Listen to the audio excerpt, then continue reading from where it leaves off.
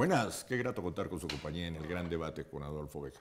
Hoy tenemos un invitado muy importante, líder del Partido Conservador en Bogotá y en Colombia, líder histórico, el doctor Telésforo Pedraza. Bienvenido.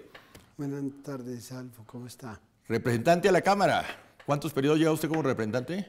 Bueno, ahora no tengo aquí el inventario, pero creo que más de 3 o 4. Es concejal de Bogotá. Inicia su carrera política como secretario del Consejo de Ministros en la presidencia del doctor Misael Pastrana. No, yo había estado antes en la administración de Bogotá y había trabajado con el presidente Pastrana siendo ministro de gobierno.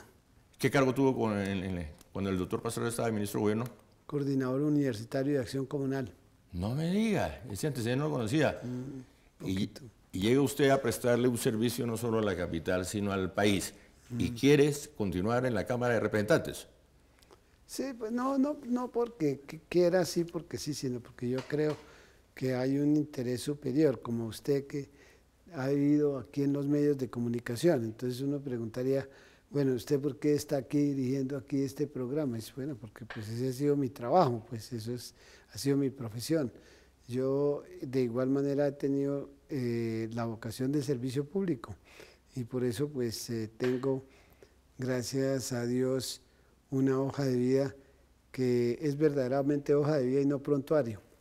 Esa es la gran diferencia de los políticos actuales.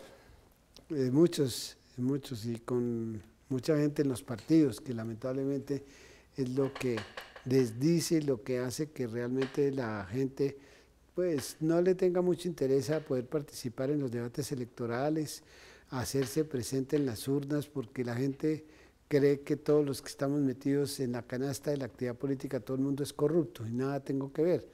Por eso también he dicho muy francamente que el tema de la corrupción hay que combatirlo sin ningún tipo de miramientos y que en mi caso personal con el mayor consideración, respeto a las personas y todo lo que quiera, pero no podemos seguir dando ejemplo de que los corruptos de cuello blanco van a volver a las guarniciones militares y de policía.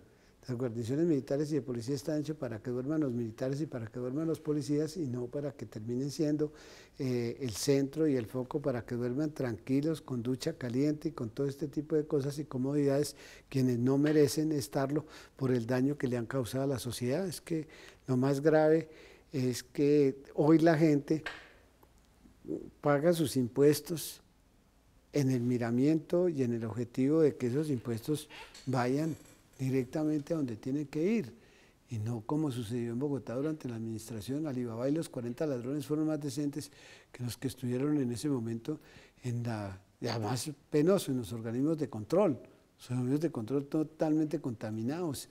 La administración, no puede ser posible, y eso que la Fiscalía no ha avanzado en todo lo que ha debido avanzar, porque no se ha podido quedar eso por la mitad del camino. Eso fue digamos, uno de esos daños irreparables que se le hizo a la ciudadanía en materia del pago de sus impuestos, de la credibilidad en sus gobernantes, de la participación en los debates electorales. La gente tiene que tener claro que ninguno somos perfectos, pero que en materia del ejercicio de la vida pública y sobre todo quienes tienen directamente la administración de esos recursos, tienen que tener, como decían Tanas Mocos, usted lo conoció mucho, dineros públicos son dineros sagrados.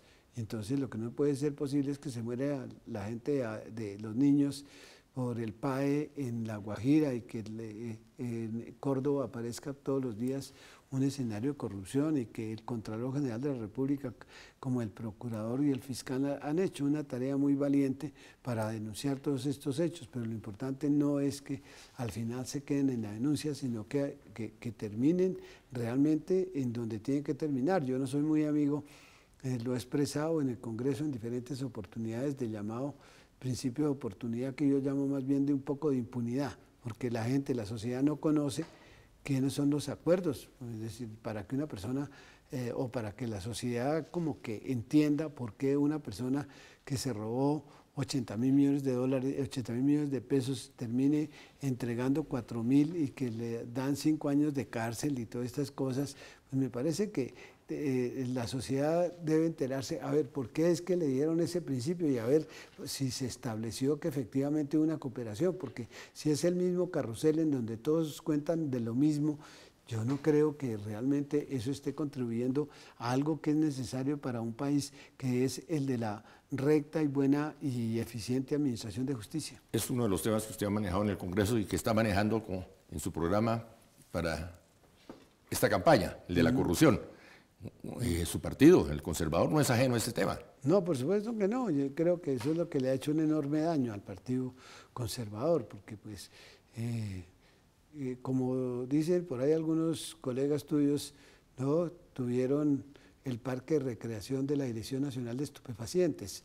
Y no solamente eso, de muchos otros sitios, y de tal manera que eso, pues, naturalmente, de una identifican a un partido y la gente cree que todos, yo no tengo absolutamente nada que ver, pero nada es nada que ver con esos temas. Sin embargo, pues, la gente cree que, lo que decía antes, que todos estamos comprometidos en eso. Y lamentablemente los partidos han querido hacerlo del gato.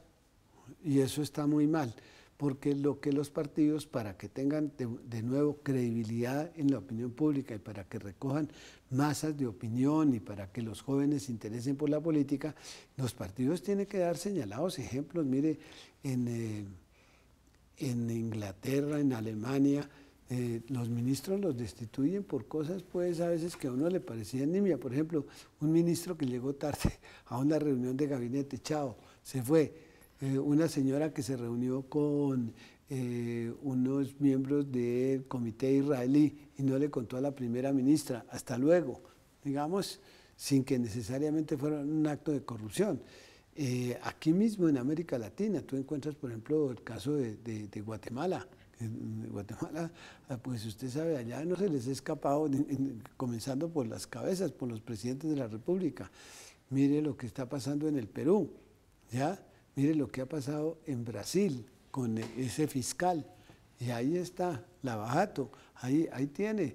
Y no le ha temblado la mano para obtener al expresidente Lula da Silva donde lo tiene, y a sus ministros, y a Temer, que esta mañana o ayer la Corte de Brasil ordenó que le tenía que levantar la reserva de sus cuentas bancarias. Entonces, yo creo que aquí, con perdón, hace falta que realmente la clase política haga un esfuerzo y sus dirigentes para tratar no de horadar la democracia. Es que ¿quién puede llegar a pensar que a Colombia le puede pasar lo mismo que a Venezuela? Y a Venezuela le pasó eso por la irresponsabilidad de Carlos Andrés Pérez y por la irresponsabilidad misma de Rafael Caldera.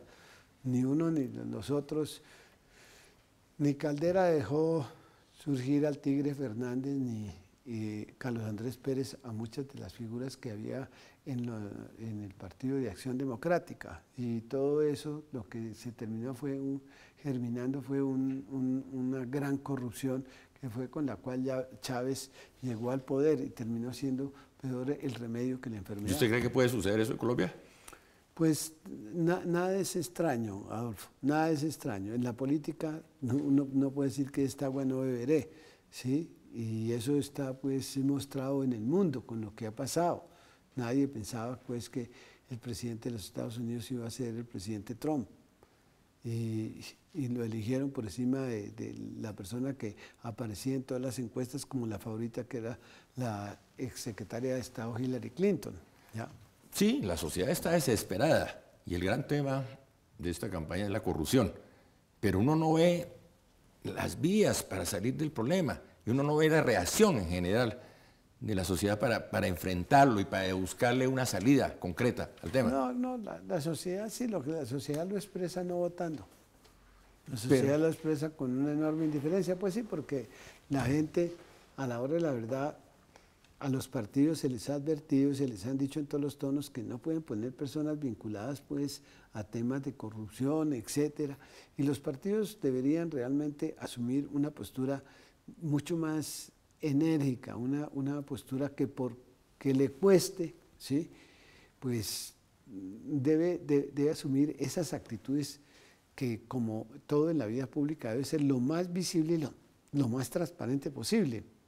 Pero usted no puede seguirse rodeando de personas que están muy cuestionadas y que naturalmente eso le hace mucho daño a las corporaciones públicas y le hace mucho daño a la vida política del país y le hace mucho daño a que la gente como decía antes, que se interese por participar en el escenario político. Mire, le voy a decir esto, si un evento como el del plebiscito de la paz no alcanzó, y eso es que tenía fracturado el país, era un tema muy de fondo, no alcanzó el umbral, calcule usted pues qué o cuál puede ser el motivo para que la gente vaya a ir a votar en las próximas elecciones. Pero esa fórmula ya está desgastada y ya se ha comprobado que esa fórmula no nos lleva a ningún Pereira, como la de no participar, la de no reaccionar, la de la abstención. Eso históricamente, y eso ¿a qué nos ha llevado? Hoy tenemos ese mapa de la corrupción extendido en el país, por decir solo un fenómeno. Sí, pero lo que pasa es que, mire, Adolfo, ¿por qué mucha gente decide no participar en la vida política? Porque pues siempre la gente tiene esa prevención. Si no, pues eso allá, pues, ¿qué va uno a meterse si eso allá es una olla de grillos? ¿Ya? Y yo creo que, digamos, por lo menos desde mi punto de vista, yo no soy muy amigo de las constituyentes porque pues tenemos, ejemplos son los que tenemos a tutiplén. Y en el caso de Colombia, pues la experiencia de la constituyente del año 91, desde el punto de vista de su legado, de la estructura constitucional e institucional del país, en mi manera de ver, no es la mejor, ¿ya? Pero yo he dicho, mire, y eso es lo lamentable de esta campaña electoral que está ya casi en sus últimos hervores, que todos los medios de comunicación se orientaron fue a hablar de los precandidatos presidenciales y de las encuestas, pero muy pocos realmente a conocer y a escudriñar el contenido de las listas de las personas que estaban inscritas en uno u otro partido, ¿sí? Y que me parece que por un lado eso, pero por el otro lado, pues es muy importante que el país pudiera conocer cuáles van a ser las posturas de los parlamentarios en el próximo Congreso. Es que el próximo Congreso digamos, es una aventura, es una situación incierta que nadie sabe cómo va a quedar compuesto el Congreso. No veo a ningún presidente que se elija en la segunda vuelta teniendo una gran mayoría en el Congreso para poder gobernar. Entonces lo que hay que hacer visible es qué piensan con relación a los temas fundamentales que el país necesita. Entonces, claro, eso no se hizo. ¿Por qué? Porque todos los medios de comunicación le han dedicado muy buena parte es hablar de las candidaturas presidenciales y de lo que hizo un candidato y lo que dejó de hacer el otro. Vale la crítica, no se ha colocado la lupa sobre los candidatos, sobre las elecciones parlamentarias. Nos despistamos y estamos todos en el cuento de las encuestas y de la lucha por la presidencia. Es correcto. Entonces, despreciamos un poco y eso es lo que le llega a la opinión. Sí, la gente no se entera realmente quiénes son los que están integrando una lista, lo otro, por qué ponen unas personas en los partidos que ni siquiera conocen, como en el caso de la representación de Bogotá. ¿Cómo así que llega la gente, una especie de paracaídas como un meteorito, ¿no? Por supuesto a destruir, no a construir, sino a destruir personas que no tienen el menor merecimiento, sino simplemente las gentes, digamos, apoderadas o empadrinadas por los recursos económicos que nadie sabe dónde le llegan y adicionalmente pues amparados en la promoción de gentes con antecedentes de corrupción terrible. Entonces, ¿qué le espera a eso? Y eso se sabe y nada se hace. Eso se sabe y nada se hace. Es correcto. Y la opinión pública llega con los ojos tapados a la mesa de votación. Así es. Llega a improvisar.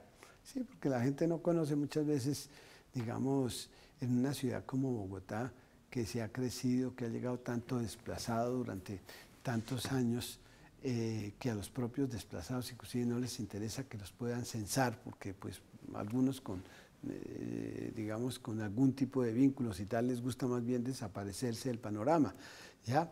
Entonces, en el caso de Bogotá, pues hay una enorme votación de opinión también, ¿ya? La más alta del país, sí, la más alta del país. Bogotá, el voto de opinión pesa demasiado. Sí, así es. Bueno, usted que habla de posturas en torno al próximo Congreso, hay temas centrales, por ejemplo, la paz. ¿Cuál es la postura Doctor Telésforo Pérez, el turno del tema. Yo no niego, porque mal haría yo, pues después, como dice mi eslogan de la campaña Siempre de Frente, yo he defendido el proceso de paz, y lo he defendido no porque el contenido mismo pues me convenza que esa es la mejor pieza y no lo es, ¿no? Sino porque yo he visto a lo largo de mi vida, que ya unos cuantos años, he visto toda la degradación. Me tocó ver después de la violencia política, la violencia de los esmeralderos, de los marihuaneros, de la cocaína que sigue existiendo, etcétera, más el tema de las organizaciones subversivas, de las FARC, del ELN, de las autodefensas. ¿Qué le quedó eso? Mi pregunta es, ¿qué le quedó eso a los pobres? A ver, ¿qué les quedó? Nada, porque a los campesinos les arrebataron su verdadero capital, que son los brazos de sus hijos, ¿ya? Y les arrebataron sus hijas a una temprana edad para convertirlas en esclavas sexuales de la guerrilla. Y les reclutaron sus hijos para que fueran pues a la fuerza ya miembros de esas organizaciones subversivas. ¿Y qué fue lo que quedó? ¿Qué es lo que ha quedado a lo largo de todos esos años? A lo largo de todos esos años no ha quedado sino pobreza, miseria, ¿no? Orfandad. Entonces, el proceso de paz puede ser, Adolfo, como yo creo, pues que no es perfecto, pero no hay un solo proceso de paz en el mundo, de más de 40 procesos que se han adelantado, que sea perfecto. No hay ninguno. Y además de eso, muchos, y no hay para qué ir tan lejos aquí en Colombia, sino hay que mirar lo que pasó en la toma del Palacio de Justicia. Ahí está. ¿Pero defender la paz en Colombia significa defender a Santos? No necesariamente. Yo creo que la paz es un bien que es de todos los colombianos, debe ser de todos los colombianos. Ahora, lo que pasa es que uno no le puede negar, tampoco tiene que cerrar los ojos, porque pues uno le guste o no le guste, la paz que hizo Juan Manuel Santos, pues la hizo, la terminó de hacer.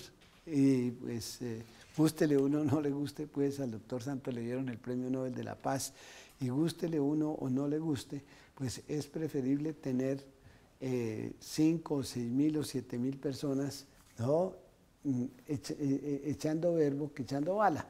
Y creo que, por ejemplo, Iván Márquez fue compañero mío en la Cámara en uno de los periodos, y bueno, regresó cuando el tema de esa situación lamentable de la, digamos, de la muerte de tantos de los miembros de la Unión Patriótica. Otros temas de su campaña, además de la paz.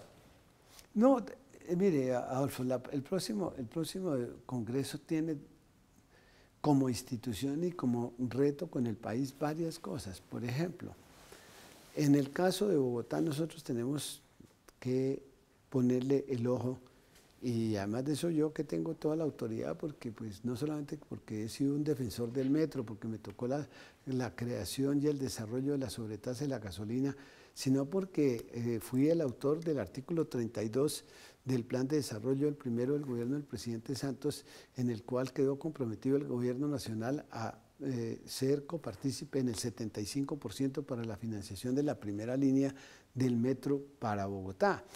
Porque tenemos temas fundamentales como el tema de la descontaminación del río Bogotá, que es un tema medioambiental, ¿no?, que tenemos que trabajar con todo rigor y que tenemos que seguir inspeccionando, porque eso, digamos, esas son soluciones que a veces toman tiempo y que muchas veces los alcaldes llegan y dicen, no, eso yo como eso no lo puedo inaugurar, que la descontaminación, dejemos esa vaina ahí, pues que siga causando los mismos efectos que hasta ahora ha venido causando. Tenemos temas del diario vivir de la gente, y es que no es simplemente una sensación, sino que es una verdadera realidad, y es que a pesar del esfuerzo que la administración distrital está mostrando respecto del incremento de cámaras de seguridad, del incremento del pie de fuerza, no menos cierto es que la inseguridad no se combate exclusivamente aumentando un X número de policías, porque no es posible que en cada esquina de esta ciudad pueda haber un policía, ¿ya? Lo que se necesita fundamentalmente para el tema de la seguridad es que haya todo un tejido, el de las cámaras, hay que hacer más riguroso el tema de la ley, ¿no? Porque pues los jóvenes reincidentes que porque se robaron un celular la policía los deja salir porque la pues, impunidad y los delitos menores. Sí, los delitos menores, entonces eso pues no es posible. Tenemos que pensar en que la inseguridad cuando se incrementa es porque tiene una perfecta ligación con el desempleo. Entonces hay muchas cosas que tienen que ver con la seguridad y creo que todas al tiempo ya son factores fundamentales para que de alguna manera la seguridad pueda, es decir, pueda retomar el hilo ese perdido que le ha causado también tantos daños en muchas familias que han perdido sus hijos, etcétera, por los atracos que se han cometido. Muy bien. Usted tiene otro tema que maneja, que es el tema de la cultura. A propósito, quiero felicitarlo. El doctor Pedro Alejo Gómez me mandó una invitación. Hoy lo condecora la Casa de Poesía Silva por todo lo que usted hace por la cultura bogotana. Sí, yo me siento muy orgulloso que durante todos estos años le hemos dedicado a, como dice mi cuña radial, haciendo cultura construimos un mejor país. Es que de la cultura se deriva todo. Si la cultura del hogar es la de la violencia, si la cultura de tu casa es la del delito, si tu cultura es la del alcohol, etcétera, ¿usted cómo va a pretender pensar que sus hijos van a ser pues unos buenos ciudadanos, sino que van a tratar de seguir ese ejemplo y el mundo en que, del ejemplo que están recibiendo en familia? La cultura es la que necesitamos para evitar esa intolerancia que todos los días se da. La cultura es la que evitaría ese drama de la violencia intrafamiliar. La cultura es la que nos evitaría la violencia ordinaria, esa ciega que todos los días se ve. La cultura es la que nos permite, con respeto, tener disenso a la opinión ajena.